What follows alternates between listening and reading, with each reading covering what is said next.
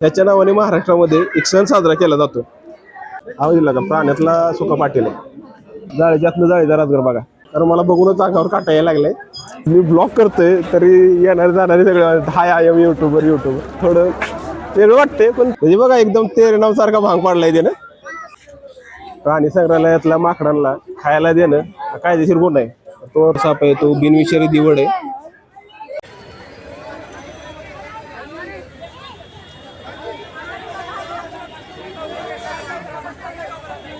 नमस्कार मित्रांनो, स्वागत आहे तुमचं आपल्या नवीन ब्लॉगमध्ये.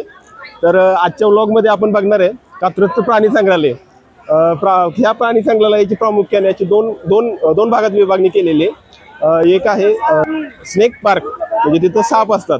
तर आपण पहिल्यांदा स्नेक पार्कमध्ये जाणार आहे तिकडं. तर आज आपण ही जागा एक्सप्लोअर करणार आहे, काय कुठं कसं आहे. तर चला माझ्यासोबत. हा आपण जस्ट मेन गेट मधून एंट्री केल्यानंतर आतमध्ये आल्यानंतर दिसणारा व्ह्यू आहे. हा बघू शकता तुम्ही, इथं कात्रज प्राणी संग्रहालयाचा रंगीत नकाशा लावलेला आहे. तर त्या नकाशामध्ये कुठला प्राणी कुठं आहे पूर्ण याच्यामध्ये कळून जाते. आणि इकडे बघा प्रत्येक प्राण्याला नंबर दिलेला आहे.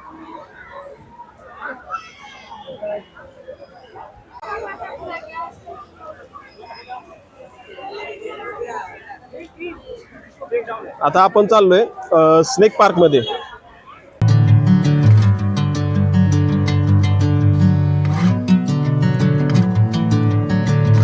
तर आतमध्ये आलो ना, डाव्या बाजूला बघा आपले पूर्वज दिसत आहेत. इथं पूर्वज म्हणजे माणसाची उत्पत्ती माकडांपासूनच झालेले. तर त्यामुळं मला वाटतं प्राणी संग्रहालयानं पहिल्यांदा यांना स्थान दिलेलं आहे इथं. बघू शकता हे लाल तोंडाचं माकड आहे. आणि आमच्या गावाला पण कधी कधी येतात, पण ती काळ्या तोंडाची वानर असतात. ते त्यांचा एक सीझन असतो, ते सीझन मध्ये येतात. पण त्यांना आम्ही भाकरी किंवा काय केळं असं खायला देतो. तुमच्या गावाला पण येतात का? येत असतील तर मला कमेंट करून नक्की सांगत जावा.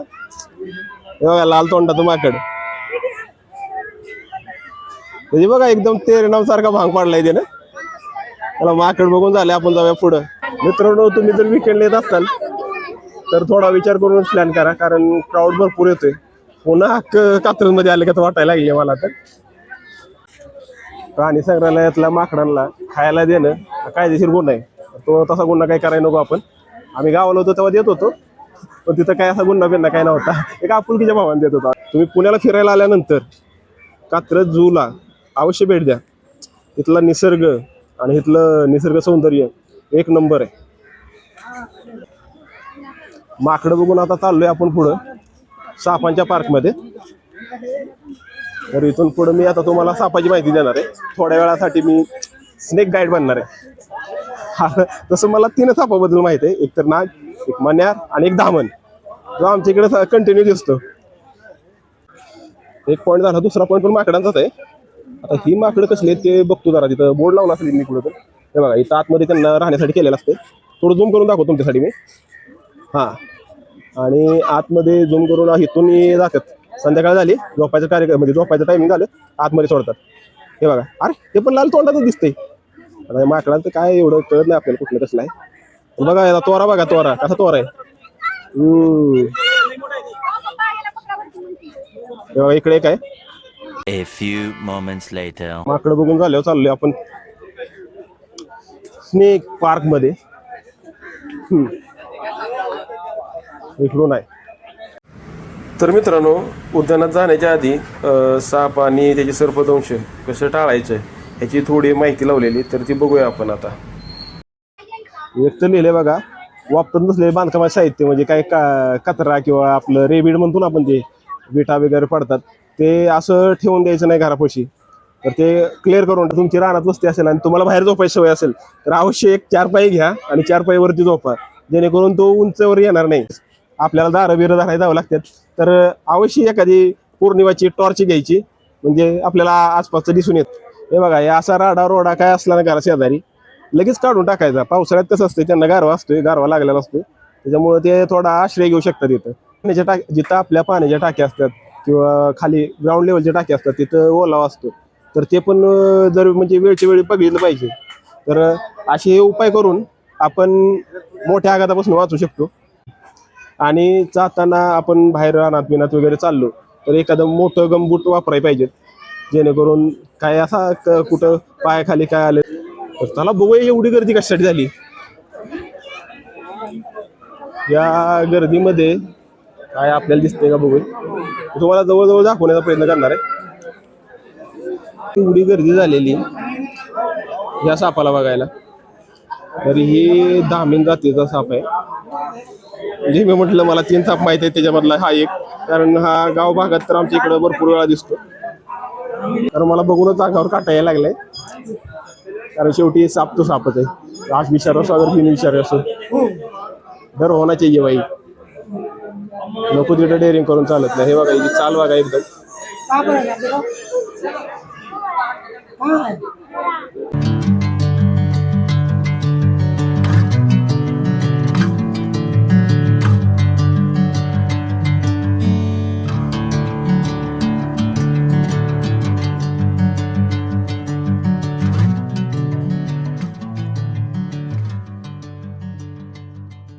ऐकावे ते नवलच. उंदराची एक जोडपे एका वर्षात आपली संख्या 888 पर्यंत वाढवतात.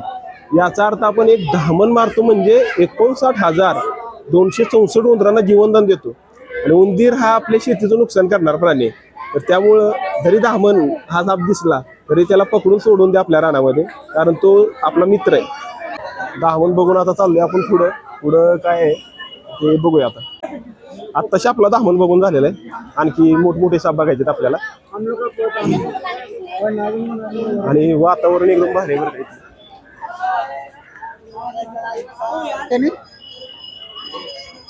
कात्रजू मध्ये असे भरपूर ठिकाणी सेल्फी पॉइंट आहेत.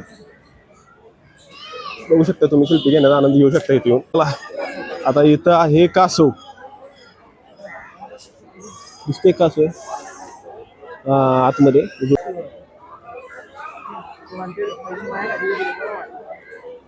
एकदम पोझिशन मध्ये बसलेले फोटो काढण्यासारखे आपल्या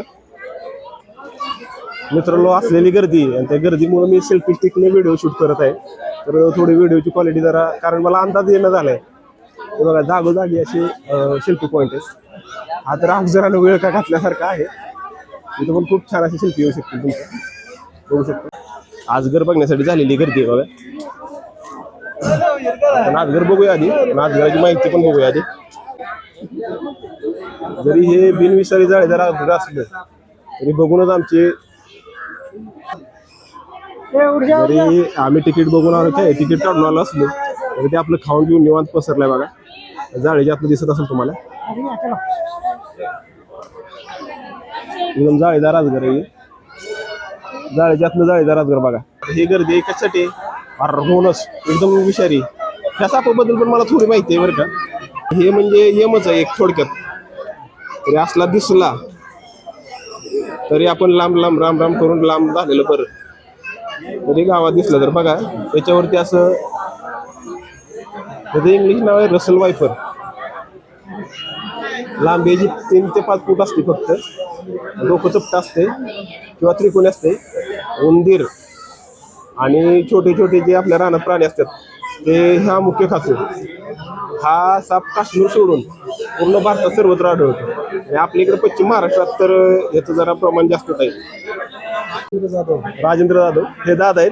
त्यांनी तुमच्या काही शेतामध्ये पकडलेला का कुठं? ऑफिसमध्ये आलेला. ओके.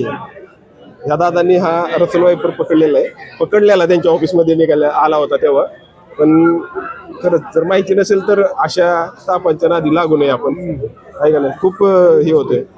चला थँक्यू दादा. हा बघा इथून व्यवस्थित दिसेल कासव. हे मला वाटतं जास्वंदीचं फुल खाते. त्याचा लंच चालू आहे. तर त्याला लंच करू द्या, आपण जाऊया पुढं. हे बघा हे जे आता आपण बघितलं कासव, त्या कासवाचा माहिती आहे इथे. म्हणजे प्रत्येक प्राणी आणि त्याची माहिती असं बोर्ड लावलेलं आहे तिथे. बघू शकता क्राऊड तुम्ही. प्राणी बघायला आलेले प्राणी, त्यामधला मी एक प्राणी. माझा प्रयत्न आहे तुम्हाला सर्व प्राणी दाखवण्याचा. बघायला आलेले पण आणि जे आपण बघतोय पण समोर मगर आहे मला वाटते. सगळ्यांनी कॅमेरे काढलेत, मी पण चालू करतो कॅमेरा माझा. तो मित्रांनो, तुम्ही तो व्हिडिओ बघितले का? अरे नाही रे, ते लाकूड आहे लाकूड. नाही मगर आहे मगर. ही मगर आहे इथं बघा. मला दिसत असेल तर मला पण सांगा. आवाज दिला का? प्राण्यातला सुका पाटील आहे. एकदम 35 भाकरी खाऊन झोपलाय कसा तसा दिसतोय. ते साईड लाईट बीट लावली एकदम, कारण पावसाळ्याचे दिवस आहे ते, त्यांना सूर्यप्रकाशाची गरज असते. तुम्ही किती वेळा पण बघत असाल नदीच्या शेजारी बाहेर वगैरे येऊन बसलेले असते, तर त्यासाठी लावली असेल लाईट. तुम्हाला हा मगराचा शॉट दाखवण्यासाठी काही मला एवढा कष्ट घ्यावं लागलेलं आहे, कारण एवढी गर्दी पार करून आपण चाललोय. मित्रांनो, ही मगरीबद्दल मला एक रंजक माहिती आज भेटली की प्रौढ मगरीच्या पोटामध्ये दगडगोटे आढळतात. दगडामुळे खाल्लेल्या अन्नाचे बारीक तुकडे होण्यास मदत होते. दगडामुळे पोहताना शरीराचा म्हणजे तिचा बॅलन्स पण राखला जातो. तर हे तुम्हाला माहिती होतं का? माहिती होतं तर मला कमेंट करून नक्की सांगा. हे आतमध्ये पण साप आहेत. मी इथं लिहिले पाकिट मारापासून सावधान. आणि एवढ्या गर्दीमध्ये मला तर काही व्हिडिओ व्यवस्थित करता येणार नाही, तर आपण बात सही आहे. परत कधी आलो तर ह्या भागाचा मी अवश्य व्हिडिओ घेऊन तुम्हाला दाखवेन. तोपर्यंत पुढचं बघूया. हे बघा, मग अशी पाण्याच्या वरचं कासव बघितलं. हे पाण्याच्या आपलं कासव बघा. हात येऊन फक्त मला 10 मिनिटं झालेत आणि ऊन पण नाही, तरी पण बघा पूर्ण असा घामाघूम झालाय, कारण गर्दी एवढी आहे, खूप गर्दी आहे. चला आपण आता बघूया कसं कसं आहे काय. अतिशय माहितीपूर्ण असा हा बॅनर आहे. त्याच्यामध्ये साप आणि सापाच्या दंशाचे प्रकार आणि त्याच्यावरती प्रथम उपचार काय करायचे ते माहिती दिलेली आहे. तुम्ही पॉज करून बघू शकता. मित्रांनो, हा समोर जो साप दिसतोय त्याची मी माहिती तुम्हाला सांगणार नाही, पण एक गोष्ट सांगू शकतो. ह्याच्या नावाने महाराष्ट्रामध्ये एक सण साजरा केला जातो. तर ह्या सापाचं नाव आणि तो सण कोणता साजरा केला जातो ते मला कमेंटमध्ये कमेंट करून तुम्ही नक्की सांगा. हा बघा, मला वाटतं 7-8 फुटाचा साप आहे.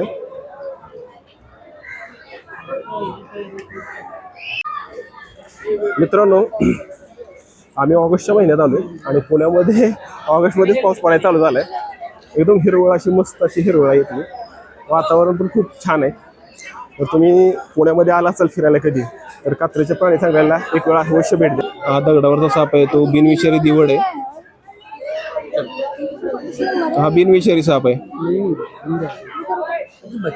तर हा बघू शकता तुम्ही, सेल्फी पॉईंट आहे. इथं आल्यानंतर एक आठवण म्हणून तुम्ही इथं सेल्फी घेऊ शकता मस्त असं. पाठीमागं उभं राहून तिथं फक्त आपलं मुंडकं लावायचं आहे. आपला स्नेक पार्क बघून कंप्लीट झाले. तर आता चाललोय आपण ॲक्च्युअलमध्ये मोठमोठे प्राणी बघायला. तर चला जाऊया. जर संग्रहालयात आला तर साधारण पूर्ण प्राणी संग्रहालय फिरायला तुम्हाला 3 ते 3.5 तास लागतात. जर तुम्हाला टाईम वाचवायचा असेल आणि फिरायचं नसेल तर इथं बॅटरी ऑपरेटर गाड्या पण भेटतात भाड्याने. म्हणजे ते फेऱ्या करत राहतात. तर बुकिंगचं कार्यालयाची वेळ आहे बघा इथनं 9:30 ते 5 वाजेपर्यंत. आणि शेवटची बस तुम्हाला भेटेल, म्हणजे आतल्या आत फिरण्यासाठी छोटेचं वाहन असते ते 4:30 ते 5च्या ह्याच्यानुसार. आणि जेवणाची वेळ त्यांची आहे दुपारी 1:30 ते 2. आणि आम्ही नेमकं जेवणाच्या वेळेमध्ये आल्यामुळं आम्ही आता चालतच फिरणार आहे. आणि वाहनाची क्षमता आहे 14 माणसं एका वेळेस जातात. आणि तिकीट आहे बघा 50 रुपये प्रत्येक व्यक्तीसाठी. आणि लहान मुलांसाठी म्हणजे 4 फूट 4 इंच असेल ना मुलाची हाईट तर 30 रुपये. त्या अशा हिशोबाने तुम्ही बॅटरी ऑपरेटर वाहन घेऊन पण जाऊ शकता. म्हणजे चालत फिरण्यात मजा आहे ना, ती बॅटरीमध्ये येणार नाही म्हणजे.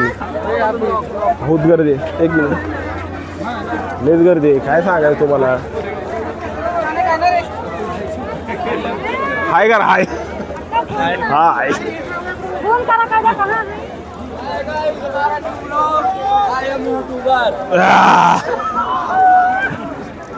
ते मी ब्लॉग करतोय तरी येणारे जाणारे सगळे हाय आय एम यूट्यूबर. थोडं वेगळं वाटते पण चालू आहे, आपण करूया. जब तक तोडेंगे नाही तब तक छोडेंगे नाही. चला आता ही गर्दी बघताय, ही गर्दी झाली अस्वल बघायला.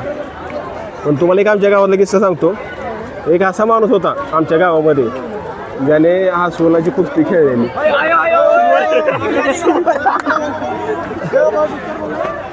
बघू शकताय तुम्ही, अस्वल आलेला आहे बाहेर. एकदम सेलिब्रिटी सारखी त्याची हाईट झाली. पाणी पित आहे ते. हा कसा आहे. हा दिसला का हसवल तुम्हाला चालला तो आता.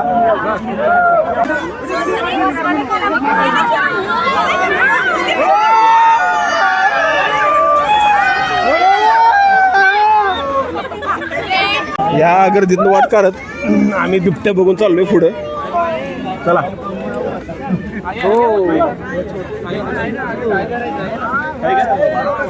बाई साईड दो साईड. बिबट्या बघितल्यानंतर पुढचा प्राणी होता बेंगॉल टायगर म्हणजे वाघ. आता एवढ्या गर्दीतनं आपण बिबट्या बघून पुढं वाघाकडे जाऊया. तर वाघ एकदम जाऊन तिकडे कोपऱ्यात बसलेला बघा. एकदम करून दिसतोय. एकदम खाऊन पिऊन त्याला आराम करायचं चालू होतं. तर चला जाऊया पुढं.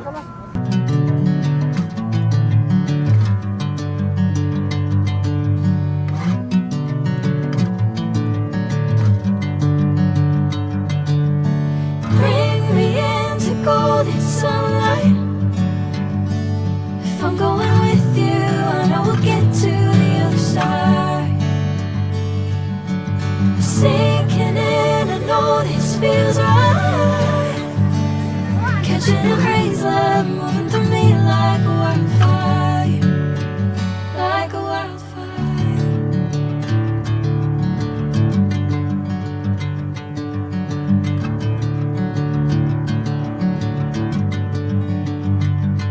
प्राणी संग्रहालयाची वेळ संपलेली आहे. सर्वांनी बीचच्या दिशेने रवाना व्हायचे. आतमध्ये कोणी येणार नाही आता. चालू आहे. प्राणी संग्रहालयाची टाईम होता 5:30 पर्यंत. त्यामुळं पुढचे प्राणी आहेत ते काही मी दाखवू शकलो नाही ह्या ब्लॉगमध्ये. एकदा निवांत येईन इकडं आणि पूर्ण एकदम डिटेलमध्ये ब्लॉग करीन. तर आजचा हा ब्लॉग तुम्हाला कसा वाटला आणि मला अवश्य कमेंट करून सांगा. आणि जर आवडला तर व्हिडिओ शेअर करा आणि आपला चॅनल सबस्क्राईब करा. थँक्यू.